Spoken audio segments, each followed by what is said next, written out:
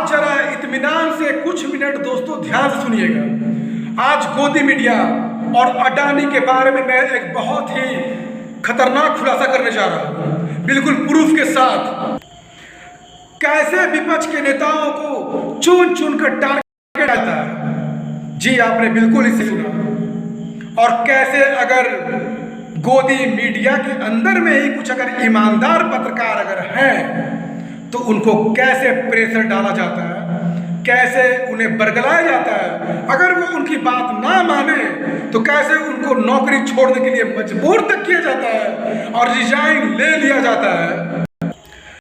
31 मई को इंडिया गठबंधन की जब बैठक हो रही थी, ठीक है आपने सुना, 31 मई को जब इंडिया गठबंधन की बैठक हो रही थी, उस वक्त राहुल गांधी अडानी के ऊपर में एक प्रेस कॉन्फ्रेंस करने वाले थे और उस प्रेस कॉन्फ्रेंस के अंदर में करीबन 300 पत्रकार थे, नेशनल एंड इंटरनेशनल। और उन्हीं में से एक पत्रकार थे सोहित मिश्रा। जी हाँ, सोहित मिश्रा, जो एनडीटीवी के पत्रकार थे, सोहित मिश्रा जी। कुछ टाइम पहले एनडीटीवी को अडानी ने हैंड ओवर कर लिया, यानी खरीद लिया। अब उनके मालिक अडानी है और अडानी ने एनडीटीवी को देख रेख के लिए यानी उनका चीफ बना दिया गया है संजय पोगरिया को, यानी कि सीईओ भी है, चीफ भी है, यानी कि एनडीटीवी का सारा देख रेख उनके हाथों में है।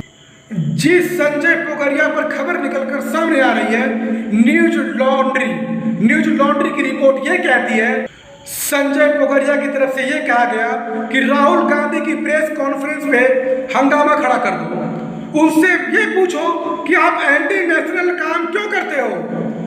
उस रिपोर्टर के ऊपर में ये दबाव बनाया जा रहा था।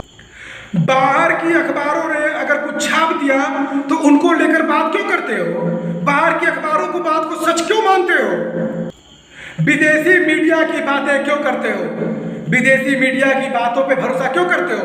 इस तरह का प्रोपेगेंडा फैला के, इस तरह की बातें करके पूरे प्रेस कॉन्फ्रेंस को खराब करने की पूरी साजिश थी, बिल्कुल ही आपने सही सुना। ये अडानी की टीम के द्वारा ये सब करने के लिए सोहित मिश्रा को बोला जाता है। ये सब बातें कथित तौर पर निकलकर जो सामने आ रही है, पर सोहित मिश्रा ऐसा करने से बिल्कुल मना कर देते हैं, और प्रेस कॉन्फ्रेंस जो है बिल्कुल शांति ढंग से निपट जाती है। प्रेस कॉन्फ्रेंस शांति ढंग से बिल्कुल निपट जाती है। उनका मनसा पूरा बिल्कुल हो नहीं पाता है क्योंकि रिपोर्टर बिल्कुल मना कर चुके होते हैं। उसके तुरंत बाद में सोहित मिश्रा को नोटिस दे दी जाती है। आपने बिल्कुल सही सुना कि 30 सितंबर तक आप अपना बोरिया बिस्तर बांध लीजिए। मतलब साफ शब्दों में है कि 23 सितंबर आपका आखिरी दिन होगा, आप रिजाइन दे दीजिए। ठीक उसके एक सप्ताह के बाद में, यानी कि 7 दिनों के बाद में बोला जाता है कि नहीं, आपका आज ही 8 सितंबर आखिरी दिन है, आज ही आप चले जाइए नौकरी छोड़कर। एनडीटीवी छोड़ने के बाद में सोहित मिश्रा ने अपना एक यूट्यूब चैनल बनाया है और उसमें अपनी वो सारी बेबाक बातें बताई है, जो घटना उनके साथ में घटी है उन्होंने सारी बात बताई है। कुछ बातें निकलकर और भी सामने आएगी कुछ दिनों में, क्योंकि मामला बिल्कुल पूरा ताजा है। सोहित मिश्रा बहुत ही बेबाक पत्रकार रह चुके हैं।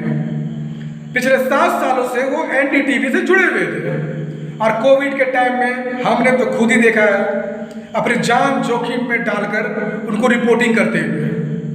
शायद आप लोगों ने भी देखा होगा सोहित मिश्रा को, बहुत ही बेबाक और जुझारू पत्रकार थे। बीजेपी के एक नेता है किट सोमैया से इनका एक इंटरव्यू कुछ टाइम पहले बहुत वायरल हो रहा था। शायद आप लोगों के तक भी वो इंटरव्यू पहुंचा होगा। जब किट सोमैया बच्चों को एनआरसी को लेकर बुलवा रहे थे, उनका हिंदू मुसलमान कर रहे थे, उस वक्त सोहित मिश्रा एनडीटीवी के पत्रकार ने उनसे कम से कम लगभग 18 बार एक ही सवाल किया कि आप बच्चों को राजनीति में क्यों ढकेल रहे हैं, आप बच्चों को राजनीति के लिए इस्तेमाल क्यों कर रहे हैं, आप बच्चों को हिंदू मुसलमान क्यों कर रहे हैं, उन पे क्यों धकेल रहे हैं। उन्होंने 18 बार कंटिन्यू सवाल किया, बीजेपी नेता के पास में कोई जवाब नहीं था। उन्होंने बस एक ही जवाब दिया, मैंने आपको जवाब दे दिया, मैंने आपको जवाब दे दिया। जो आजकल स्मृति ईरानी करती है, जो आप आजकल स्मृति ईरानी कर रही है, उस वक्त बीजेपी के वो नेता कर रहे थे कि मैंने आपको जवाब दे दिया, ये टाल दिए। सोहित मिश्रा मुंबई एनडीटीवी ब्रांच के ब्यूरो चीफ भी थे और मात्र एज 30 साल थी। आज उनकी नौकरी चली गई, आज उनकी नौकरी चली गई क्योंकि वो चापलूसी बाजी और अपने जमीर के साथ धोखेबाजी नहीं करना चाहते थे। लोगों को समझना होगा दोस्तों, लोगों को आज समझना होगा कि आज किस हद तक लोग गिर रहे हैं सिर्फ सत्ता को पाने के लिए, सिर्फ एक दूसरे को नीचा दिखाने के लिए। और आज गोदी मीडिया